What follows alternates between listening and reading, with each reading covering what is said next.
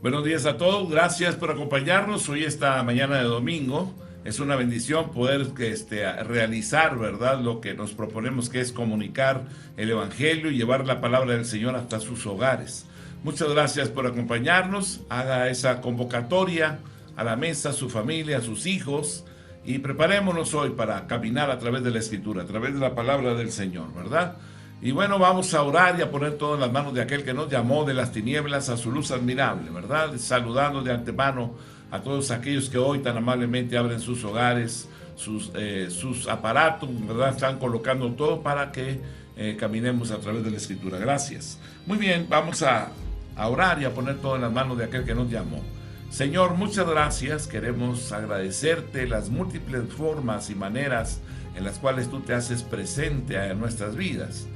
Nos ponemos en tus manos, te pedimos que siembres en nuestra mente y en nuestro corazón las cosas eternas.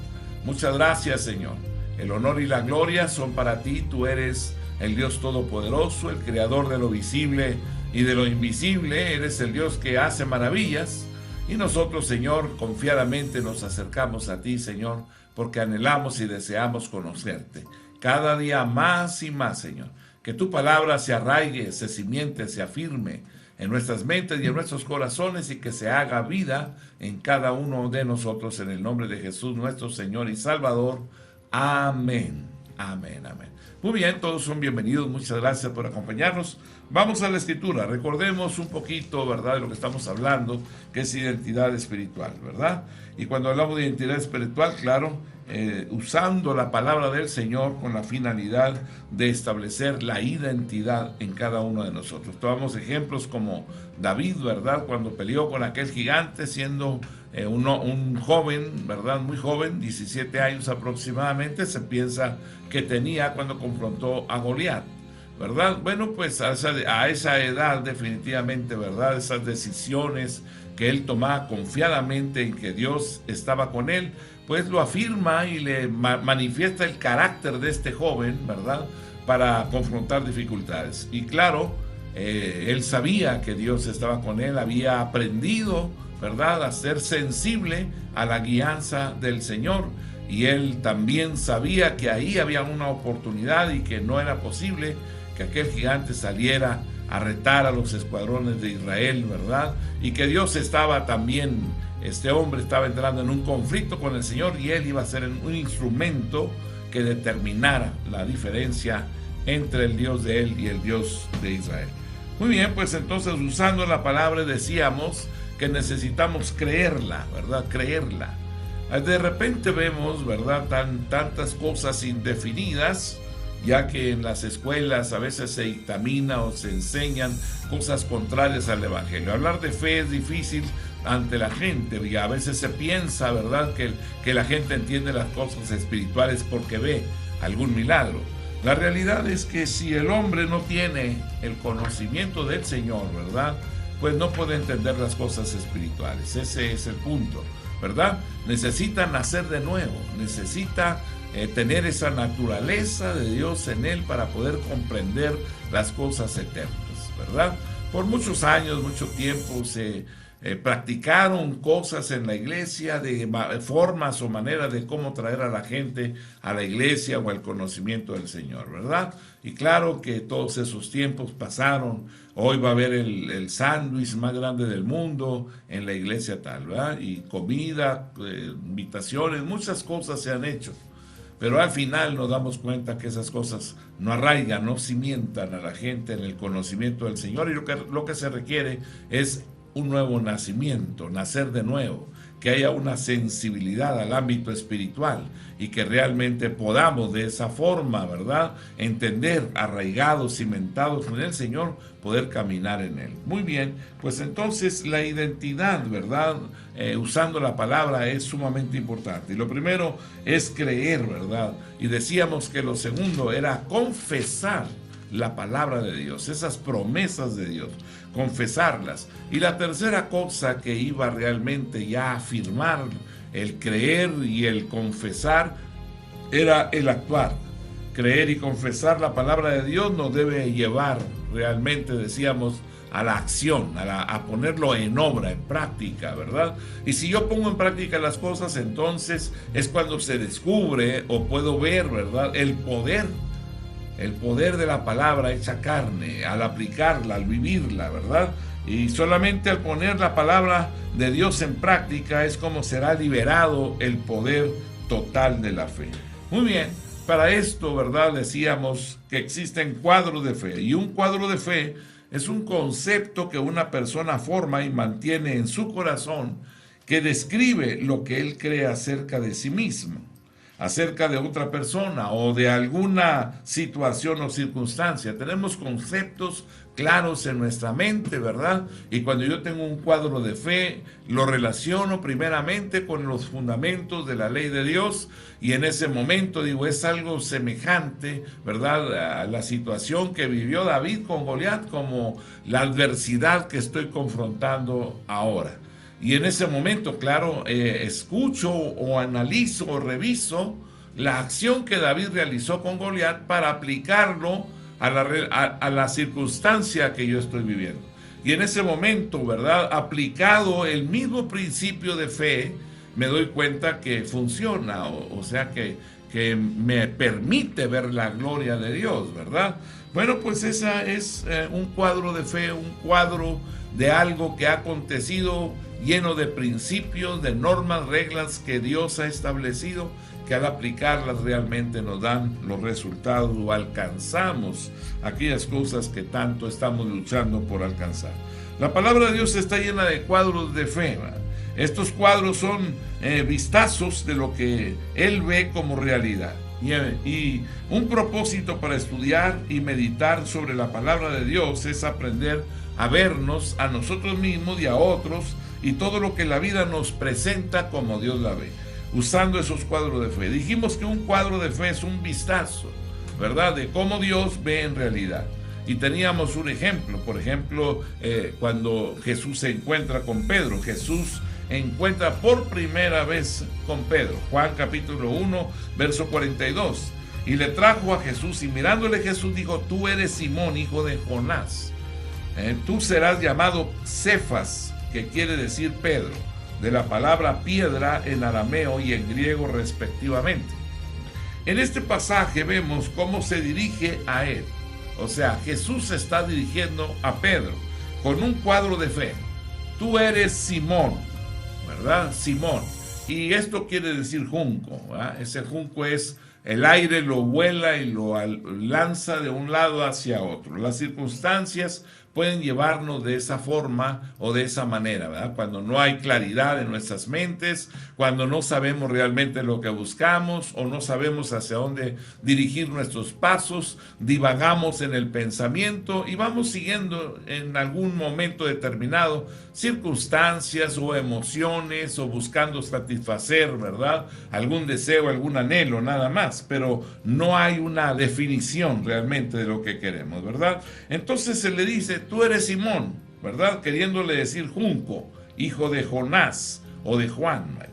Tú serás llamado Cefas, queriendo decir roca. Aquí Jesús está comunicando a Pedro cómo lo vio él. Tú eres un junco, ¿verdad? Pero él dice: tú serás llamado Cefas. Y esto es importante entender, ¿verdad? No sé de dónde Dios te sacó, de dónde tú has venido, cuántas debilidades puedas tener, ¿verdad? Pero debes de buscar ese cuadro de fe, debes de buscar, ¿verdad?, el lugar correcto y apropiado, o la función a la cual Dios te ha llamado. Y Dios te habla y te dice a ti, ¿verdad? Tú serás llamado Cefas, ¿verdad? Bueno, tú serás llamado conquistador, tú serás llamado poderoso, tú serás llamado, ¿verdad? Y te dará un nombre nuevo el Señor. Y esas cualidades que respecto al nombre, pues manifestarás, siendo que cualquiera que te vea probablemente en ese momento no esté viendo realmente esas cosas en ti, pero Dios nos da cuadros de fe, ¿verdad? Aquí Jesús está comunicando a Pedro cómo lo vio él, a pesar de la evidencia física aparente que podría haber indicado que Pedro era un hombre impulsivo, un hombre inestable, ¿verdad? O sea, un junco realmente. Jesús le estaba diciendo que él lo vio como una roca un hombre de gran fortaleza y de grande estabilidad, ¿verdad? De la misma manera nosotros, ¿verdad? Debemos de tomar la palabra en lo que se refiere a nosotros mismos y aplicarla, ¿verdad? De una forma directa a nuestra vida, en una forma personal, ¿verdad? Una forma personal. ¿Qué piensa la gente de ti? ¿Qué dice la gente de ti, ¿verdad? ¿Qué dice tu padre, tu madre o tu propia familia? ¿Qué dice de ti? Y probablemente ellos tengan una definición contraria a lo que tú tienes como una idea realmente, ¿no? La gente puede pensar muchas cosas, pero hay una identidad que Dios te da y una identidad que tú debes de tomar en cuenta, y es ahí donde tenemos que afirmarnos. De esta manera lograremos prosperar y tener éxito en cada circunstancia, moviéndonos y realizando lo que Dios ha planeado para nuestra vida, ¿verdad? Podríamos tener conceptos por las dificultades que se presentan día con día, ¿verdad? Y tener ideas, argumentos, ¿verdad? Contrarios a la voluntad de Dios, que de repente los expresamos, ¿verdad? Contra la gente, aunque los amamos. Por ejemplo, Jueces capítulo 6, versículo 12. Y el ángel de Jehová se le apareció y le dijo: Jehová está contigo, varón esforzado y valiente. Aquí hay un cuadro de fe del corazón de Dios, ¿verdad? Claro que aquí en el libro de los Jueces ya no es Pedro, le está hablando, ¿verdad? A Gedeón le está hablando, él está escondido, está quitando el grano, cosechando el grano, y él está llenando los recipientes de grano con la finalidad de esconderlos, ¿verdad? Y Dios le habla y le dice, ¿verdad? Que este cuadro de fe del corazón de Dios, y le dice: te veo como un hombre de valor. Esto le dice Dios. Algo bastante diferente, ¿verdad? De la persona pequeña quizás o inadecuada que tú crees ser. Porque este hombre está actuando conforme a lo que cree. Van a llegar los enemigos, se van a llevar el grano, nos lo van a quitar, no podemos hacer nada. O sea, definiciones que ya están en nuestra mente establecidas y que nos llevan a las acciones. Y por este cuadro de fe del corazón de Dios, Gedeón fue capaz de realizar todo lo que Dios le había puesto delante por hacer, ¿verdad? Claro, le pone unas pruebas, que se moje el vellón y no la tierra alrededor, luego que se moje la tierra alrededor y no el vellón, y bueno, le pone pruebas ahí. Al final entiende que es Dios quien le está hablando, y de esa forma, ¿verdad?, él determina caminar y hacer lo que Dios le manda, ¿verdad? Y en ese momento, claro, él hace un llamado, 32,000 gentes llegan, ¿verdad? Y luego ese día le dice: bueno, el que tiene miedo, el que no vamos ya a comenzar la batalla, y el que no siente así estar acá, pues que le vaya bien, ¿verdad? Regrésese. Y entonces, bueno, en una noche, de un día hacia otro, ¿verdad?, inmediatamente, ¿verdad?, 20,000 personas, 22,000 personas se van. Y claro, ¿verdad?, pues luego al tomar agua, y de los 10,000 que quedan ahí, ¿verdad?, pues entonces todavía de esos deja 300. Y claro, ¿qué le está diciendo Dios? Jehová está contigo, varón esforzado y valiente. ¿Era valiente en el momento de estar lleno de terror y de temor? No. Pero el ángel le da un cuadro de fe. ¿Podrías tú tomar tu cuadro de fe? ¿Podrías verte como un vencedor, como un victorioso? Cambiar la perspectiva de tu vida y llevar a cabo lo que Dios dice que eres. Hay tanta gente hoy, ¿verdad?, que se siente incapaz realmente de llevar a cabo las cosas, ¿verdad? Puedo casarme, estar al frente de una familia, ¿verdad?, pero estar acobardado ante las circunstancias, ¿verdad? Puedo estar escuchando lo contrario de lo que yo creo o pienso. ¿Y qué voy a creer? Pues necesito entender que Dios está conmigo, y si lo creo, entonces actúo.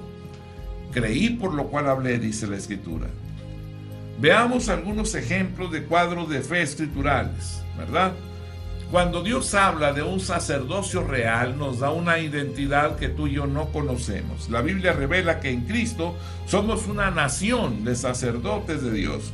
Veamos que como tales sacerdotes nos debemos dar cuenta que nuestra oración, nuestra alabanza, nuestra intercesión y adoración son importantes para Dios y para su plan eterno, ¿verdad?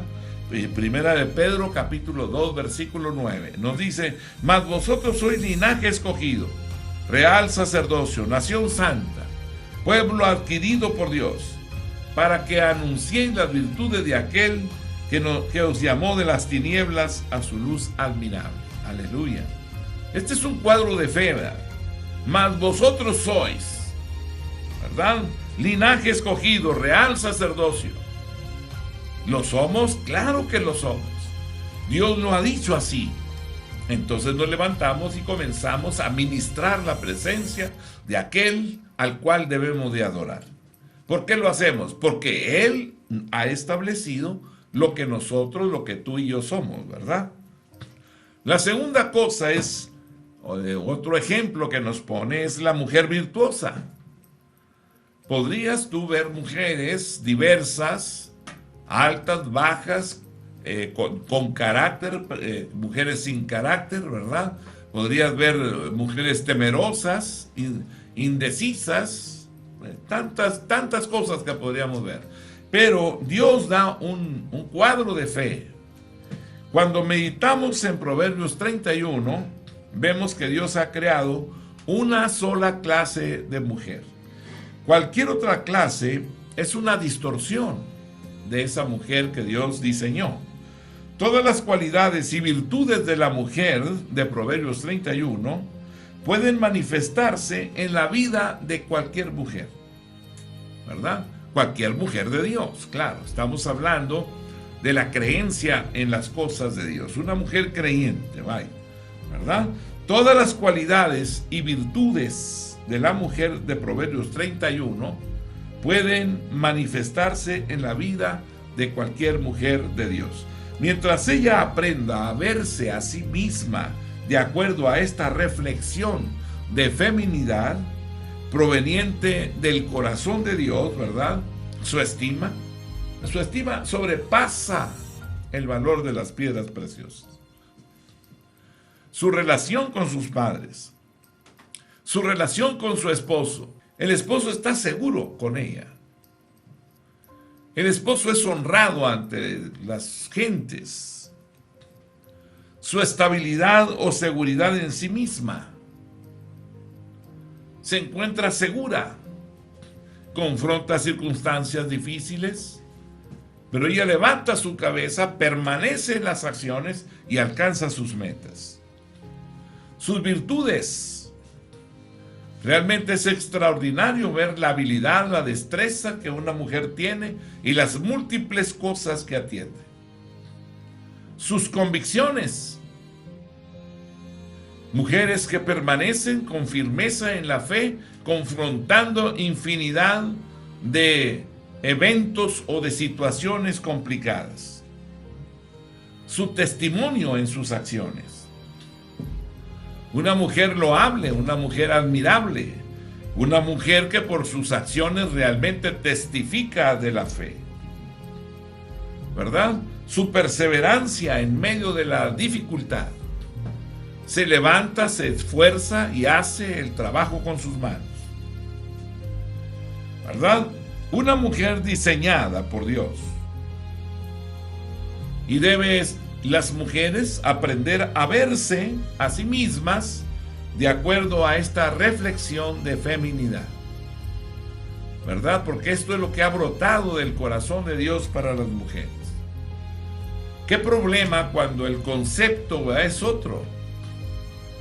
Cuando hay un pensamiento, un concepto mayor que el que debo de tener, entonces entran en la vanidad de lo humano. Capacidades, dones, talentos, pensando que son más que otros, y en ese momento se desvirtúa. Ese es el problema. Por eso decimos que cuando se medita en Proverbios 31 vemos que Dios ha creado una sola clase de mujer, y es Proverbios 31. Y cualquiera de estas cualidades, capacidades, dones, talentos, destrezas, sabiduría, inteligencia, se ha sido plasmado, ha sido plantado en toda la naturaleza y en toda la feminidad de la mujer. Y cualquiera mujer de Dios puede manifestar estas cualidades. La décima cosa que podemos ver, ¿verdad?, dentro de lo que Dios hace para darnos ese carácter, ¿verdad?, para permanecer, para saber quiénes somos, es la perseverancia. ¿Verdad? ¿Puedo yo creer? ¿Verdad? ¿Puedo yo declarar que he creído? Y puedo yo actuar. Pero algo que tengo que también realizar es perseverar.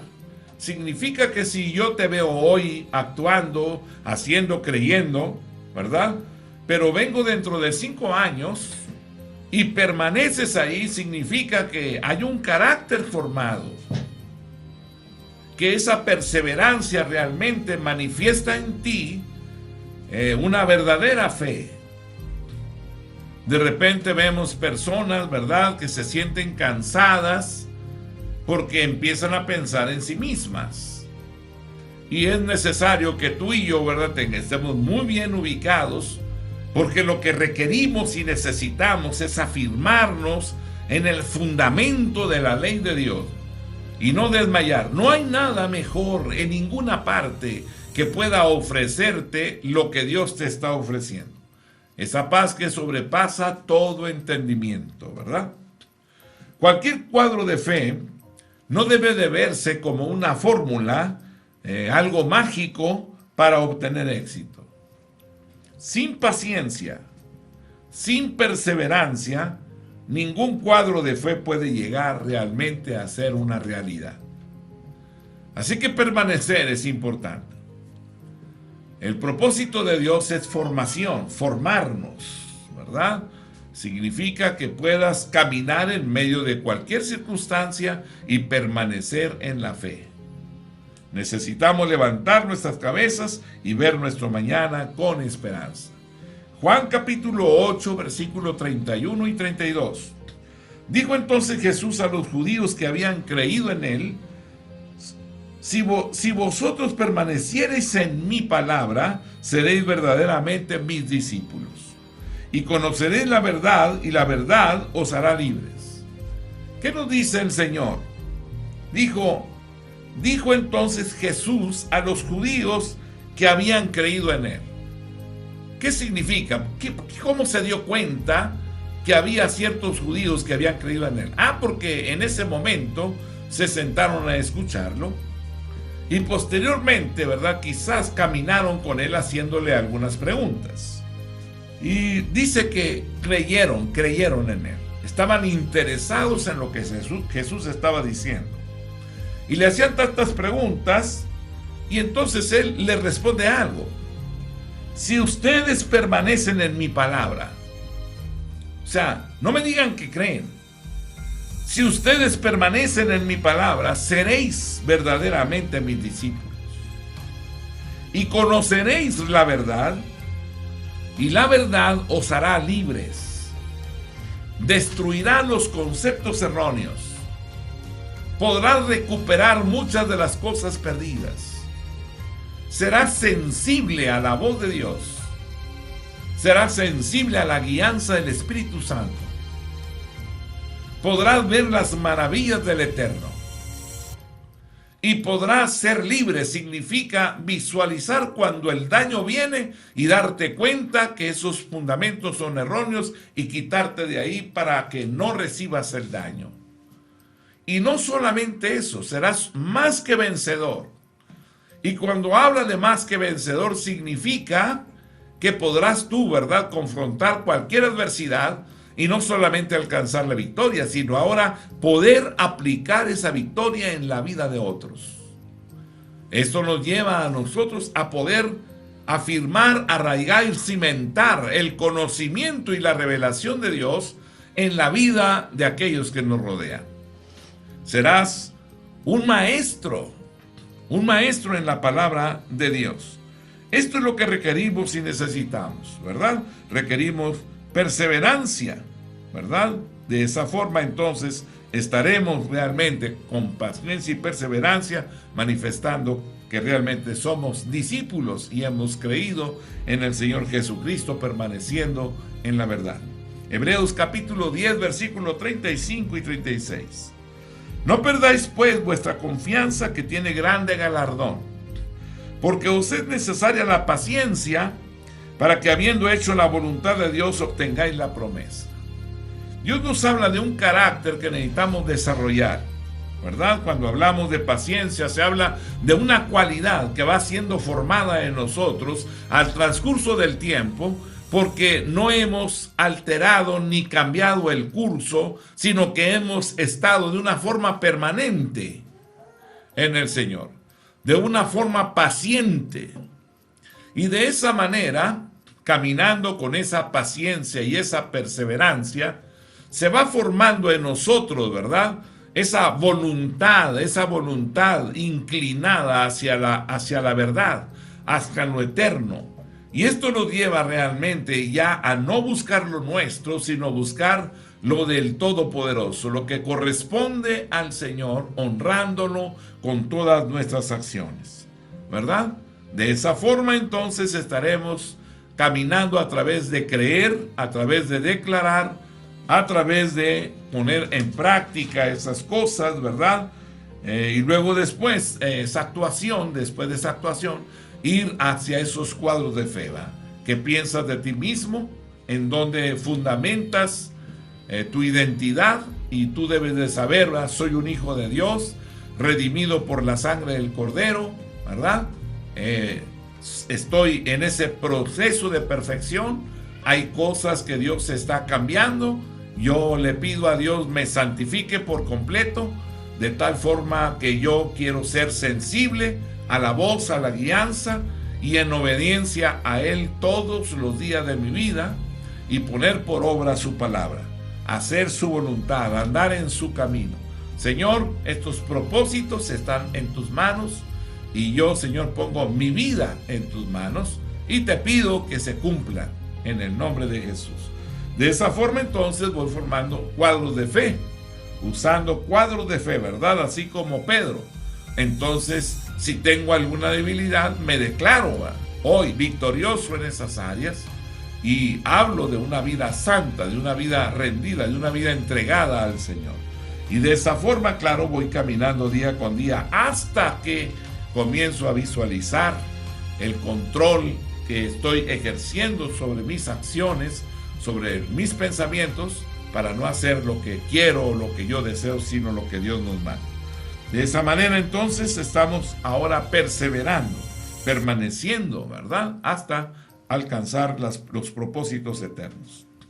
Otra de las áreas que requerimos es la confesión atrevida, audaz, que uno debe de realizar.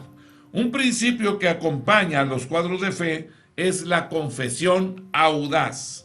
Una vez que creemos algo, si creo algo que he visto, un versículo de la palabra, y lo creo, y empieza a avivarse mi corazón, mi espíritu, ¿verdad? Se empiezan a avivar y sé que esa es una realidad, ¿verdad? Una vez que creemos algo, debe ser confesado, atrevidamente hablado, ¿verdad? Declarado. Al confesarlo y creerlo, nuestro pensamiento y nuestra actitud comienzan a conformarnos nuestra creencia, ¿verdad? Tengo convicción escritural. Estoy convencido que lo que Dios dice es real, es verdad. Por lo tanto, no me asiento o no me entrego a lo que mi mente me dicta, sino a lo que está ahí manifestado, ¿verdad? Entonces, una vez que creemos algo, debe ser confesado y atrevidamente hablado. Soy un hijo de Dios. No debes de dudar referente a eso. Soy salvo. No debe de haber ninguna duda referente a la salvación.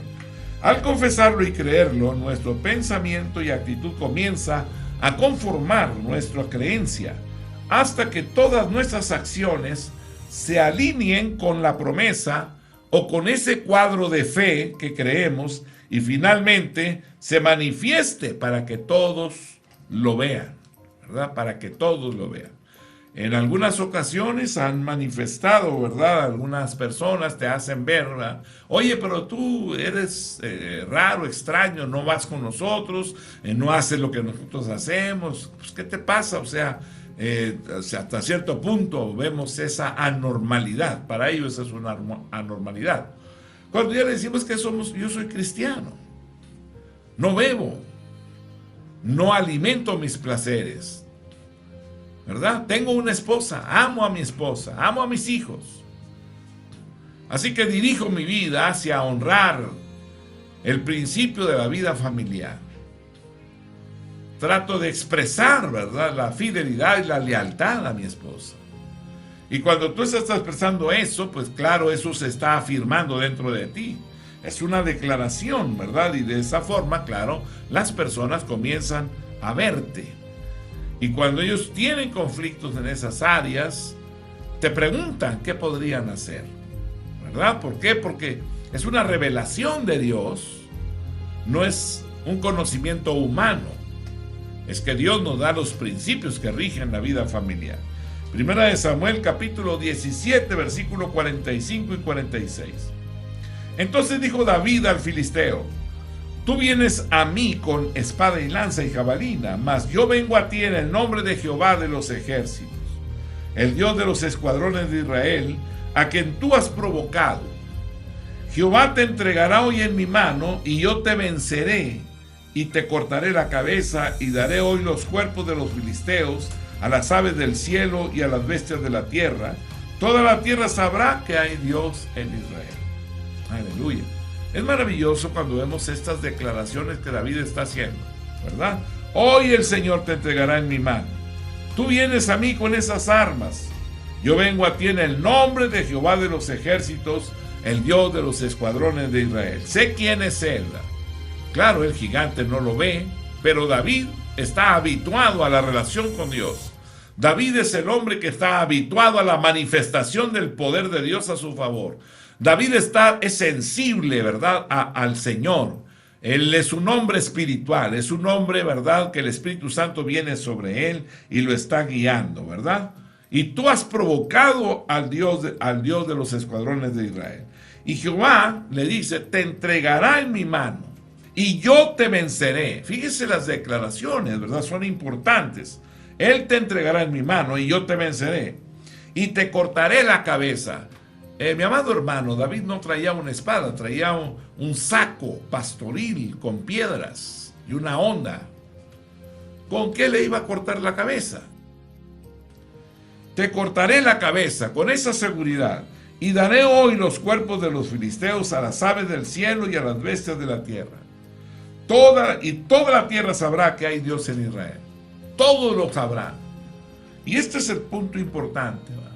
Las acciones que hacemos son para la gloria de aquel que nos llamó de las tinieblas a su luz admirable. No luchamos solos. No estamos manifestando los superhombres. No, claro que no. ¿Qué estamos manifestando? Que conozcan a Dios. Que Él sea glorificado. No es a mí, es a Él. Él es el todo en nuestra vida. Él es el que nos tiene esculpidos en la palma de su mano. El que pelea nuestras batallas.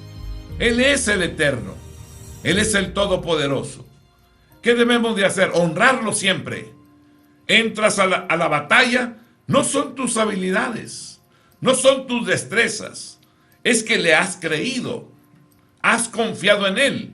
Y lo que Dios hace es que te toma de la mano y camina contigo.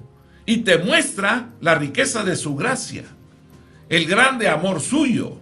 ¿Y cómo lo hace? Mostrándote su poder manifiesto a tu favor, venciendo las adversidades, venciendo a los enemigos que se presentan contra ti, la escasez, la falta de trabajo, la falta de dinero, ¿verdad? Pero ¿qué es lo que tú estás viendo? Lo que estás viendo es la manifestación del poder, del amor de Dios hacia tu persona, hacia los tuyos, hacia tu casa. Porque te sientas a la mesa y entonces te das cuenta que nunca ha faltado nada en tu mesa, que no has muerto. Aunque probablemente te metas la mano al bolsillo y no tengas nada absolutamente, te das cuenta que no te ha faltado nada. La razón es que Dios está contigo y te muestra su poder.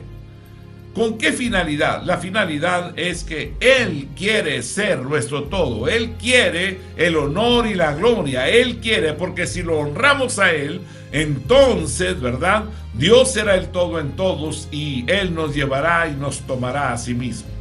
Ese es el Dios nuestro, un Dios poderoso que nos tiene esculpidos en la palma de su mano y que nosotros caminamos realmente, ¿verdad? De gloria en gloria y de poder en poder. Así que David es el hombre, ¿verdad?, que está haciendo esa confesión atrevida, ¿verdad? Él te entregará en mi mano, hoy te cortaré la cabeza. Hay un poder en nuestra lengua, ¿verdad? Y es necesario que esto nos dé la identidad y es parte de la identidad de todo creyente. Lo que confesemos con nuestra boca va a influir en el resultado de cada día y de toda nuestra vida. La razón es porque hay poder en lo que hablamos. Hay poder en lo que hablamos. Proverbios 18:21 nos dice: la muerte y la vida están en poder de la lengua, y el que la ama comerá de sus frutos. Proverbios 12, versículo 14. El hombre será saciado de bien del fruto de su boca, y le será pagado según la obra de sus manos. Proverbios 13:2 nos dice: del fruto de su boca el hombre comerá el bien, mas el alma de los prevaricadores hallará el mal. Proverbios 15:28. El corazón del justo piensa para responder, mas la boca de los impíos derrama malas cosas. Un ejemplo realmente, ¿verdad?, que vemos aquí del poder que la boca tiene. Puede dar vida o puede dar muerte. ¿Qué necesitamos hacer? Controlar, someter los impulsos de nuestra alma a la obediencia de los fundamentos de la ley de Dios. De esa manera entonces estaremos caminando de la forma correcta y al final veremos su gloria, su poder, porque Él es nuestra justicia. Jehová Tzidkenu, justicia nuestra. No cruces esas líneas. Entonces Él te guardará en completa paz, porque tu pensamiento en Él ha permanecido y has confiado en Él. Así que es en Él donde tenemos que permanecer. Un ejemplo de confesión audaz, Salmo 118, verso 24. Este es el día que hizo Jehová. Nos gozaremos y alegraremos en Él. Esto cambia completamente tu perspectiva. Y esta es nuestra declaración, nuestra confesión audaz. Este es el día que hizo Jehová. Nos gozaremos y nos alegraremos en Él. Salmo 118, verso 24. Una declaración en mi boca audaz. Este es el día que hizo Jehová. Nos gozaremos y alegraremos en Él. Podemos confesarlo y así de esta forma cambiar la situación que vivimos a través de la confesión que hacemos con nuestros labios. Este es el día. Dios manifestará su poder a nuestro favor. No estoy solo, Él está conmigo y Él pelea mis batallas. Que el Dios del cielo y de la tierra nos guarde a todos. Que Dios nos esculpa siempre, nos tenga esculpidos en la palma de su mano. Que nos libre del mal, porque nosotros nos alegraremos en Él, cantaremos a su nombre, declararemos sus misericordias con todos aquellos que lo invocan. Así que gracias a Dios por sus maravillas y su amor para con nosotros. Cierre sus ojos y oremos hoy en esta preciosa tarde ya. Padre, queremos darte las gracias. Yo bendigo la vida de mis hermanos, guárdanos a todos en el hueco de tu mano y santifícanos en tu nombre, en el nombre de Jesús, porque nos has llamado para honra y gloria tuya. Así que, Señor, se cumpla tu propósito en el nombre de Jesús, nuestro Señor y Salvador. Amén. Amén. Dios les bendiga, la paz de Dios sea con ustedes. Gracias por estar aquí con nosotros. Amén.